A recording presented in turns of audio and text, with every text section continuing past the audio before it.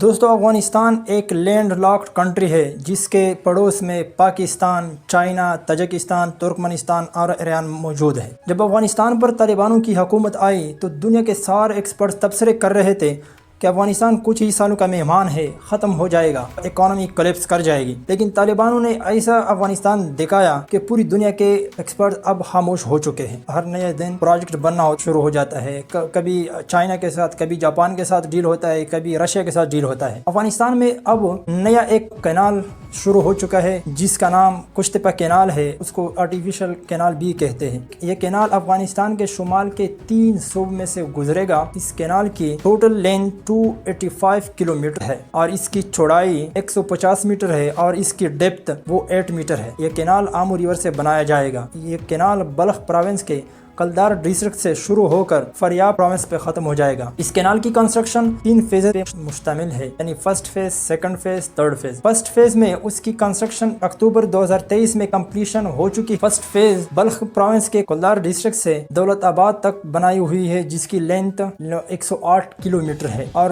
دوسری جو فیز ہے دولت آباد سے جوزجان اور پھر فاریاب ڈسٹرکٹ پہ ختم ہو جائے گی۔ اور اس کے علاوہ تھرڈ فیز میں سب کینالز کی ایک نیٹ ورک بچائی جائے گی جس سے لوگ اپنے علاقوں کو، اپنی زمینوں کو ایریگیٹ کریں گے۔ اس کینال کی water carrying capacity 650 cubic metre per second ہوگا، اور اس کینال کی جو واٹر ڈسٹریبیوشن ہے، چارٹ آپ پکچر میں دیکھ سکتے ہیں کہ کہاں کہاں پر کتنا واٹر ڈسٹریبیوٹ ہوتا ہے، ڈیوائڈ ہوتا ہے۔ اس کینال میں 5000 سے زیادہ انجینئرز اور ورکرز کام کر رہے ہیں۔ اس کینال کی کاسٹ ابتدائی مرحلے میں $500 ملین رکھی گئی تھی، لیکن بعد میں بڑھا کر $650 ملین کر دی گئی ہے۔ اس کینال سے 5.5 لاکھ ایکڑ لینڈ ایریگیٹ ہوگا، یعنی اتنی زیادہ لینڈ اسے ایریگیشن اس کی ہوگی، اس پہ مختلف قسم کے فصلیں اگائے جائیں گے۔ افغانستان کے کشتپہ کینال کے ڈیولپمنٹ کی تبصرے تو پوری دنیا میں پھیل چکی ہے، لیکن اس کے ساتھ ساتھ کچھ کنسرن بھی ہے۔ کنسرن یہ ہے کہ کچھ ایکسپرٹس افغانستان یہ کینال افیکٹولی کمپلیٹ نہیں کر سکیں گے۔ اس کے پیچھے ریزن یہ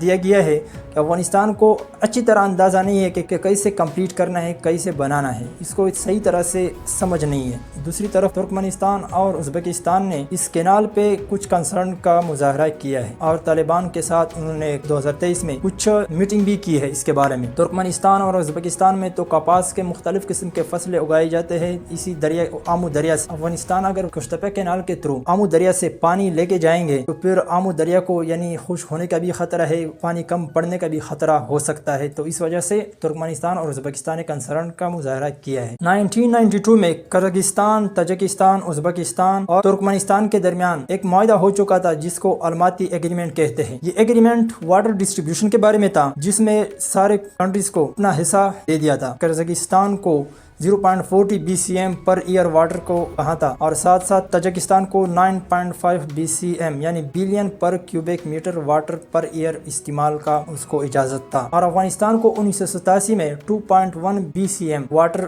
اس آمو دریا سے اجازت دی گئی تھی۔ لیکن اس ایگریمنٹ میں افغانستان فریق نہیں تھا، یعنی افغانستان کو ان سارے کنٹریز نے اگنور کیا تھا اس معاہدے میں۔ افغانستان کے طالبان گورنمنٹ اس ایگریمنٹ کو بنیاد بنا کر پیش کرتے ہیں کہ ہم تو اس معاہدے کے فریق ہی نہیں تھے، اگر فریق نہیں تھے تو ہمارا حق بنتا ہے کہ ہم جتنا واٹر چاہے استعمال کر سکتے ہیں آمو دریا سے۔ اور افغانستان کے یہ کینال کا جو تہ بٹم ہے وہ پختہ نہیں ہوگا، یعنی وہ سیمنٹ سے نہیں بنائے گا بلکہ وہ کچا ہوگا۔ تو اس پر ایک جرمن انجینئر نے یہ کنسرن پیش کیا ہے کہ اس سے 20% واٹر سیپیج کی صورت میں ضائع ہوگا، ویسٹ ہوگا، اور ساتھ ساتھ اس کے ساتھ یعنی جو سالٹی واٹر ہے وہ بھی مل کر پوری آمو دریا، پوری کشتپہ کینال کے واٹر کو سالٹش بنائے گا، اور پھر یہ سالٹش واٹر ایریگیشن کے لیے سیوٹیبل نہیں ہے، یعنی مناسب نہیں ہے، ایریگیشن کے لیے ایک خطرہ بن سکتا ہے۔ دوستو آپ بھی اپنی رائے کمنٹ سیکشن میں دے دیں کہ کیا افغانستان کی اس ریور سے، اس کشتپہ کینال سے افغانستان کی تقدیر بدل سکتی ہے کہ نہیں، اور افغانستان کی تقدیر اگر بدلے گی تو کیا پاکستان اور دوسرے جو پڑوس ممالک ہیں اس پہ کوئی اثر پڑے گا کہ نہیں۔